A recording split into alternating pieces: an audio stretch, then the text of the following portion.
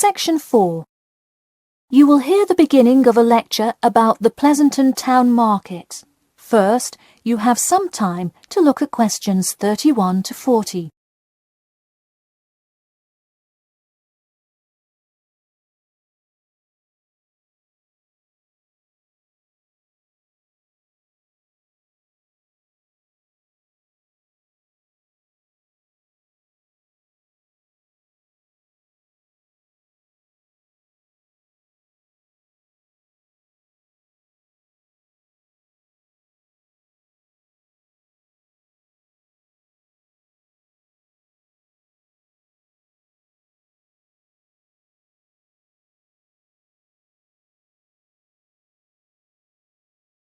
Now, listen carefully and answer questions 31 to 40.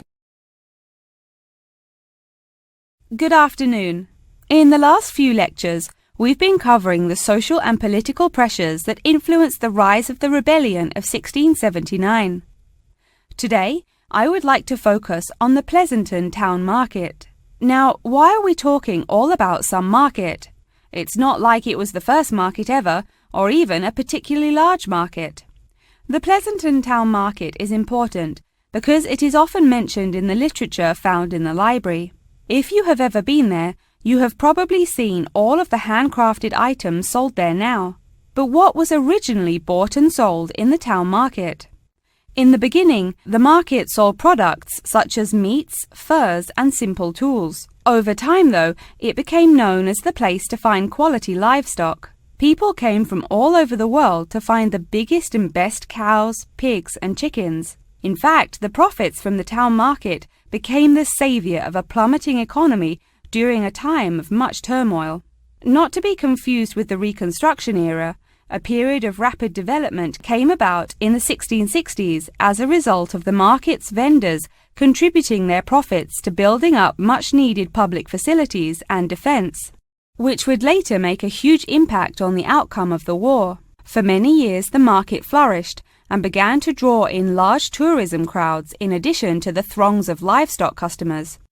However, as revolutions in farming came about, more people moved to farms far from the city centre. Customers grew more and more reluctant to travel all the way to the town centre for their meats, when they could easily choose to buy from local farmers near them for a fraction of the price. With such a fall in the profits of the town's major profit generator, some quality town planning was needed. In the mayoral election of 1668, a young man of little fame just barely claimed the popular vote, none other than the now legendary John C. Wiley. Wiley's first decision as mayor of Pleasanton was to deal with the quickly failing town market. The building with the large clock was a landmark that had symbolized growth in Pleasanton for a generation. Wiley decided to use the notoriety of the town market to set an example. During the historical Rotterdam Rebellion, Wiley gave all those involved lifetime prison sentences in the very same building. It stayed a prison for about 50 more years until they transported all remaining prisoners to other facilities and turned it into the historical monument today.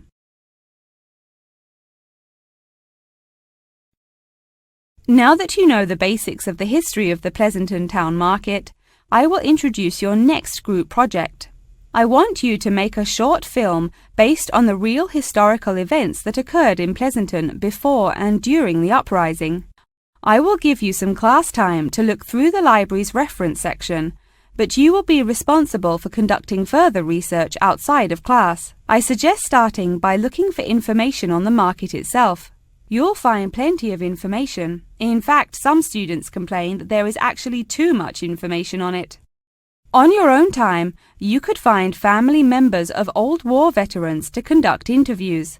Sometimes they provide wonderful insight that you wouldn't find in proper history books. But be careful, an interview that is riddled with bias is useless. I myself have some very old photographs here that you are welcome to take a look at for some inspiration. I'm lucky enough to own this one of Jim Wiley himself. Very interesting to see, but does not provide enough information to add much to your film. Feel free to take this film into whatever direction you choose.